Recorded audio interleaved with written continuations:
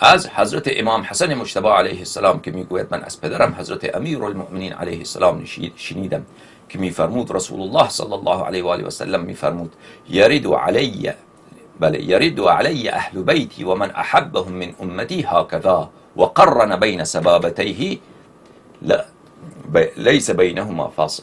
رسول خدا صلی الله علیه و آله و سلم این دو انگشت مبارک را کنار هم آورد و اینطوری گفت که اهل بیت من روز قیامت بر حوض کوثر بر من وارد میشوند در حالی که محبین آنها با اهل بیت من این چنینه، بینشان هیچ فصل نیست. یعنی امیر المؤمنین علیه السلام شیعیانش را تنها نمیگذارد، امیر المؤمنین علیه السلام نمیگذارد که اونا مثلا اونجا معطل بمانند.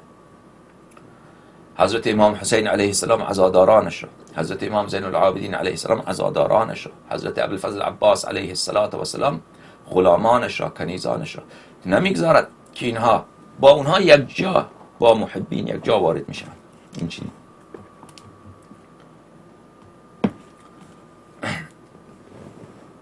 روایت بعدی را ببینید. جماعتی آمدن بر امیر المؤمنین علیه السلام، وارد شدن. امیر المؤمنین علیه السلام در رحبه بودن، در کوفه، همون ساحه بیرون مسجد کوفه، علی سریر قصیر، بر یک چهارپایی کوتاه امیر المؤمنین علیه السلام نشسته بودن. عده مردم به دیدن ایشان آمدن. شاه مردان علیه السلام پرسیدن که چرا آمدید؟ ما جاء بکم، علت آمدتتان چیست؟ قالوا حبک و حدیثک یا امیر المؤمنین. گفتن که ما شما را دوست داریم، به خاطر محبت شما آمدیم، دوستی شما، و آمدیم که کلام نازنین شما را گوش کنیم. شاه مردان امیر المؤمنین علیه السلام فرمودن والله، به خدا قسم که این چنین هستند. گفتن به خدا قسم که این چنین هست، ما شما را دوست داریم. امیر المؤمنین علیه السلام فرمودن اما انه من احبنی رآنی حیث یحب ان یرانی و من ابغضنی رآنی حیث یبغض ان یرانی. فرمودن شاه مردان امیر المؤمنین علیه السلام کسی که مرا دوست دارد و کسی که مرا دشمن دارد.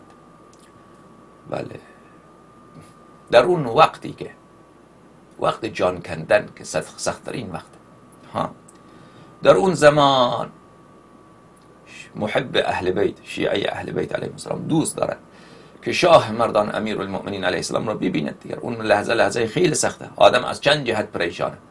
از یک جهت پریشانه که من گناهکار، من الان میمیرم، در اون دنیا با من چه اتفاق میفته؟ من میمیرم در اون دنیا، در قبر، مرا در قبر میگذارن، رویم خاک میاندازن و من اونجا در دل خاک بمانم، بدن پوسیده میشود. اونجا که خانه تنهایی، خانه وحشت، خانه ترس، کرم، گژدم، مار، هزاران سال میگذرد، ده ها هزار سال میگذرد تا قیامت برپا بشود. من اونجا بر من چی میگذرد؟ بعد قیامت میشود، عذاب الهی، من که گناهکارم، من چی کار بکنم؟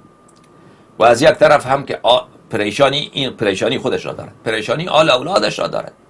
من که از دنیا میروم، این پسرانم، این دخترانم، این زن، این مثلا خانواده، اینا بی سرپرست، مردم به اینها ظلم بکنند، دیگرها حق اینها را بخورند، اینها در فراق من گریه بکنند، من در فراق اینها، دوری اینها، تمام با مردم معنوسه، با قوم خیش معنوسه، با اهل خانهش معنوسه، دوست داره از اینا دور بشم. این چقدر سخت میشه. خب وقت مردن وقت پریشانیه، وقت مردن وقت دلهره. خب در این وقت اون جایی که آدم خیلی دوست دارد که یک پشت پناه داشته باشه، یک پشت پناه داشته باشه. فرمود امیر المؤمنین علیه السلام اون کسی که مرا دوست دارد، اون جایی که خیلی احتیاج دارد که مرا ببیند، یا حار حمدان من یمت یرن، ای حارس همدانی، هر که بمیرد مرا میبیند. این حقیقت عزیزان که منافق و مسلمان امیر المؤمنین علیه السلام را وقت مردن میبینند. این قطعیه در احادیث خیلی زیاد متواتر آمده، لعنت بر ریش محسنی و امثال او، که این مطالب را اینا از مردم یا پنهان میکنن یا منکر میشن. خیلی هستن از آخوندهای شیعه که لشکر ابلیس هستن، خدا لعنت کنه اینا. امیر المؤمنین علیه السلام ائمه طاهرین علیهم السلام را میبینند. این اصلا قطعیات، اینقدر حدیث و روایت زیاد داره. خب بعضی از این روایات رو من سابق خواندم که عزاداران امام حسین علیه السلام، کسانی که جزع میکنن، بیتابی میکنن، امام صادق علیه السلام فرمودن که شما وقت مردنتان بله، کسانی که اهل جزع، گریه زیاد، جزع، بیتابی، به سر زدن، به سینه زدن، ماتم کردن، قمع، زنجیر، هنگام مردن ما را میبینید. حضرت بی بی دو عالم دعا بکنن در اون لحظه برای آدم. بله. خب در شاه مردان امیرالمؤمنین علیه السلام فرمود کسی که مرا دوست دارد هنگام مردن مرا میبیند، در اون حال میبیند که خیلی دلش خوش میشود که مرا میبیند، از تمام غم بیگانه میشود. این همه در قلب، در وجود او درده، چون جان میکنه که بمیره، وجودش درد داره. بعد دلهره دنیا، دلهره آخرت، دلهره خانواده، تشویش مال دنیا، همگیش برطرف میشه، چون مولا را میبیند، آقا را میبیند، سید را میبیند، مالک را میبیند، آقای عزیز، آقای مهربان، شاه مردان، بله، مولا سلام الله علیه را میبیند. مولا میگوید من آمدم، پسرم آمدم تو را ببرم، دخترم بیا با ما، دیگر نگران خانوادت هم نباش، اینا را من خودم کفیلم، بچه‌هات کوچیکم من کفیلم، بیا که بریم، من خودم تو را بهشت میبرم با خودم. یا سبحان الله. یاد سید جواد ذاکر بخیر، خدا رحمتش کنه، که جدش امیرالمؤمنین علیه السلام رو برد.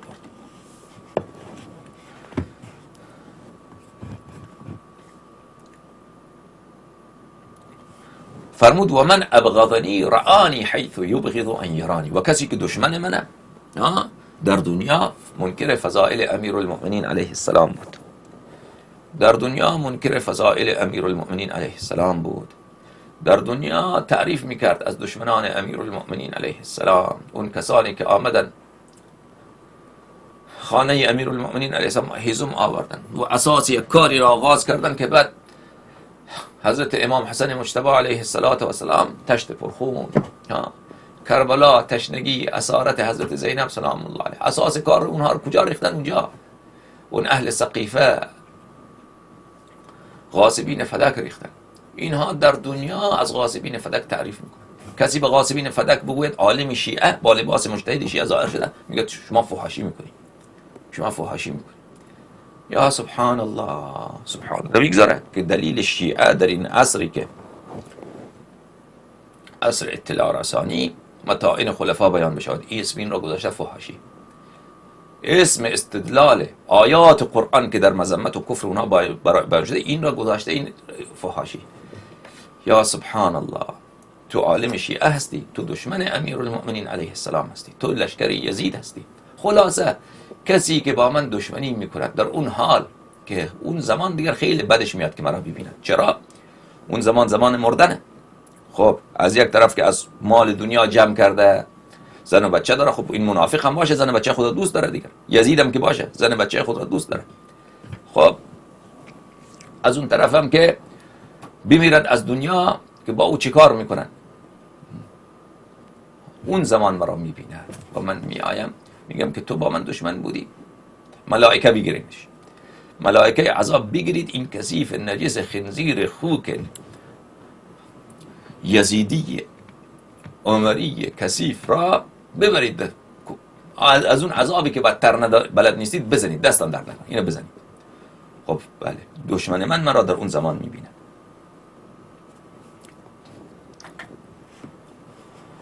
بله، فرمود ما عبد الله احد قبلی مع نبیه صلی الله علیه و هیچ کسی قبل از من با رسول خدا صلی الله علیه و آله و سلم نماز نخوانده. من اولین کسی هستم که در اسلام نماز آمد. من با پیغمبر اکرم صلی الله علیه و آله و سلم نماز خواندیم.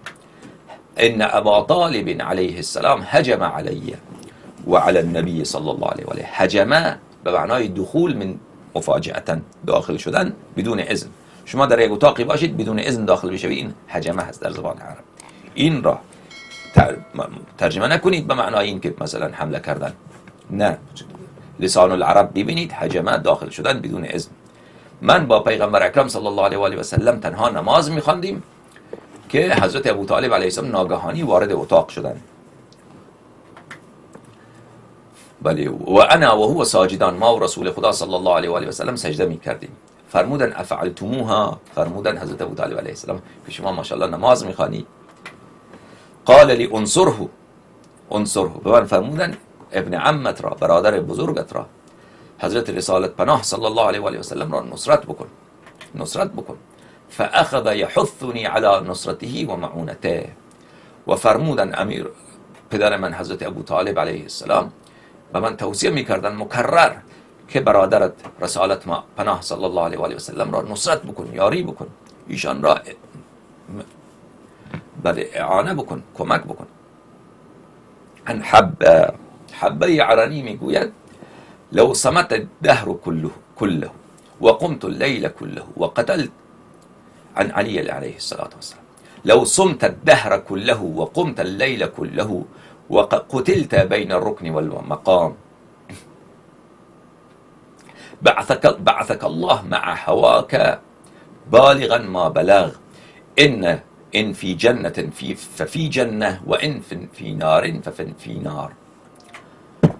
عبه حرانی میگوید از اصحاب امیرالمؤمنین علیه السلام در کوفه، میگوید که امیرالمؤمنین علیه السلام به من فرمود که اگر تمام عمر عالم روزه بگیری و اگر تمام شبها نماز شب بخوانی و بعد در بین رکن و مقام در مکه مکرمه بین خانه کعبه 4 گوشه داره دیگه، 4 کنج داره، در مقابل یک طرف کعبه اونجا چیست؟ مقام ابراهیم علیه السلام، جای پای ابراهیم علیه السلام. درسته که عمر جایش را تغییر داد از جای اصلیش، اون جای فعلیش جای اصلی نیست، اون را عمر تغییر داده، جای اصلیش نزدیکتره به خانه کعبه. خلاصه خیلی چیزا را عمر تغییر داده، اون حتی در کتب مخالفین هم آمده. خلاصه در امونجا بیرون دیوار کعبه، یعنی بین رکن و مقام، یعنی بیرون دیوار کعبه، زیر دیوار کعبه دیگه منظور اینه، در همونجا هم تو را شهید بکنن، بکشن. بعثك الله مع هواك بالغا ما بلغ. با کی محشور میشی؟ هر کسی را که دوست داشتی، کی را دوست داری با اون. این فرق نمیکنه تو تمام دنیا روزه گرفتی، عبادت کردی، آخرش بین رکن و مقام کشته شدی. امام تو کی را دوست داشتی؟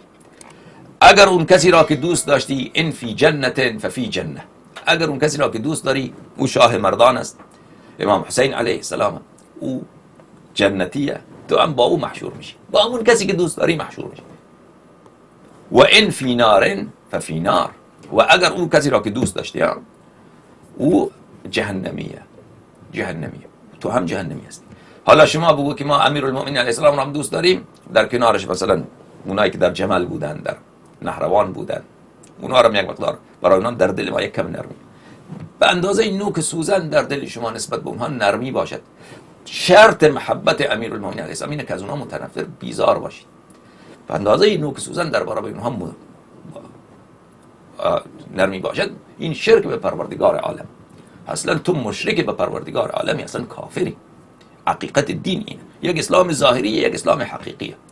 نسبت به اسلام ظاهری که خیلی مسلمان بودن، اون بله معاویه، عمرو بن العاص، اینا همه ایشون به اون احکام اسلام جاری میشد. کسانی که رسول خدا صلی الله علیه و سلم را بد میگفتن، احکام اسلام بر اونها جاری میشد. که اسلام حقیقی در بله که حقیقت اسلام هست که روز قیامت اون ظاهر میشود، امام زمان علیه السلام بیاین اون ظاهر میشود.